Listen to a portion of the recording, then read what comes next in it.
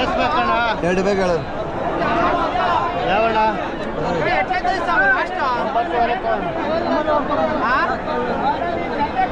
5,000 ತಗೊಂಡ್ಬಿಡು. ಇವೆಲ್ಲ ನಿಮ್ಮವೇನಾ?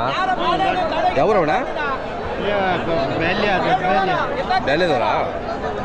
ಇವೆಲ್ಲ ಸಾಕ್ತೀರಾ ನೀವು? ವ್ಯಾಪಾರ ಯಾವ್ರು ನೀವು? ಬೆಲೆದವರನಾ? ಯಾವ ಸಂತೆ ಹೋಗ್ತೀರಾ? ನಾವು ಹಾವೇರಿ, ದುರ್ಗ, ಪಾಗೋಡ. ಹೌದಾ? ಕುಂಕುಂಪಲ್ಲಿ, ರೋಜರಹಳ್ಳಿ ಅಂತೆಲ್ಲ ಎಲ್ಲ ದೊಡ್ಡ ದೊಡ್ಡ ಸಂತೆಗಳೇ ಹೋಗಿ ತುಂಬ್ಕೊಂಬಂದು ನಾವು ಮಾರ್ಕೊಂಬಾರ. ಒಂದು ಸಂತೆಗೆ ಹೋಗಿ ಎಷ್ಟು ಖರ್ಚು ಬರ್ತದೆ ನಿಮಗೆ? ಸಂತೆ ಹೋಗಿ ಬರ್ಬೇಕು 10,000 ಬಾಡಿಗೆ ಬರ್ತೈತೆ. ಊಟ ತಿಂಡಿ ಬಾಡಿಗೆ ಎಲ್ಲ ಬೇಕಲ್ಲ? ಖರ್ಚೆ 2,500-3,000 ಬರ್ತೈತೆ. ಹೌದಾ? ಅದೇ ಬರೀ ಪೊಲೀಸ್ನವ್ರ ಖರ್ಚೇನು. ಎಷ್ಟು ಅಂತಾರೆ ಅವರು? ಅವರು ಒಬ್ಬ RTO ಪೇ ಹಾಕಿರ 500 ರೂಪಾಯಿ. ಹೌದಾ? 4-5 ಜನ ಹಾಕಿರಿ 2,500 ಅವ್ರದ್ದೇ ಹೋಯ್ತು. ರೈತರ ಹತ್ರನೂ ತಗೊಂತಾರ?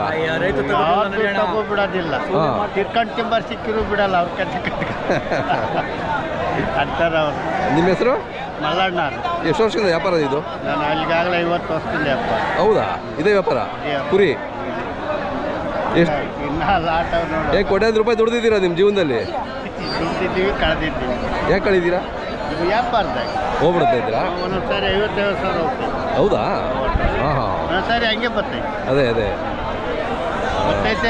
ವ್ಯವಹಾರ ಹೋಗೋದು ಉಂಟು, ಬರೋದು ಉಂಟು. ಅಣ್ಣ ತಮ್ಮಗಳಿದ್ದಂಗೆ. ಅದೇ ಒಂದು ವಾರ 10,000 ಬರ್ತೈತೆ, ಒಂದು ವಾರ 10,000 ಹೋಗ್ತೈತೆ. ಹಾಂ ಮಾಮೂಲಿ ಅವು.